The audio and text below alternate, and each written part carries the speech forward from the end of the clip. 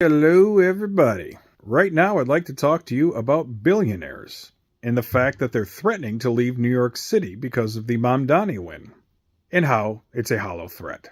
Alrighty. So the election's over. Zohan Mamdani won. The DNC lost. The RNC lost. And the people of New York won. At least people that are struggling in New York won. Now, ever since he won, the upper and billionaire class of Americans have been crying and crying and crying that they're leaving New York City. And of course, New Yorkers don't care. They're like, go right ahead. And I'm going to go ahead and tell you that it's, for the most part, a hollow threat.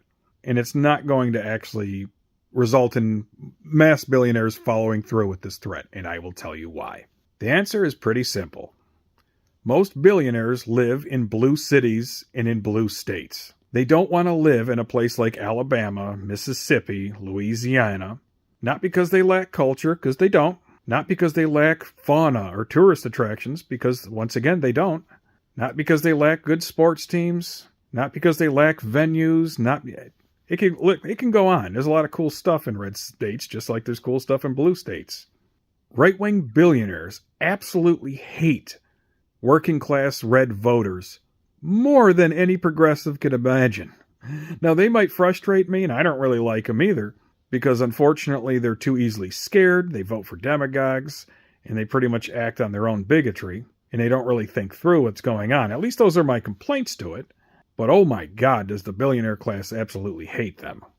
So none of the people that are threatening to leave New York, I'm sure a couple more will leave, but they're going to go to a nice blue area. None of the billionaires that are going to be leaving New York City are going to go to Alabama. None of them are going to go to a place like Mississippi, Oklahoma, Kansas. They're most certainly not going to go to North Dakota, South Dakota. They're most certainly not going to go to Montana or Idaho, because they don't want their kids turning out like the people that live there. Now, it is kind of funny, because the billionaire class really wants to try to turn all these little blue cities and blue states into the red ones. But as soon as they did that, they'd probably just leave. That's funny how it works out that way. Now, here's the thing. I prefer to live in a blue state because, economically speaking, places that are solidly liberal, they have good education, they have better infrastructure, they have lower crime rates.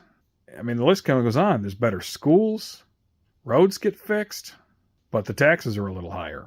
Now, if you want to live in a red state, sure, you can have less taxes, but there's higher rates of illiteracy, higher rates of unemployment.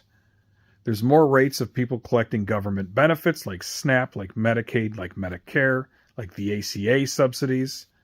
There's more governance that's creating debts, and it just keeps on going on about the things that they don't have.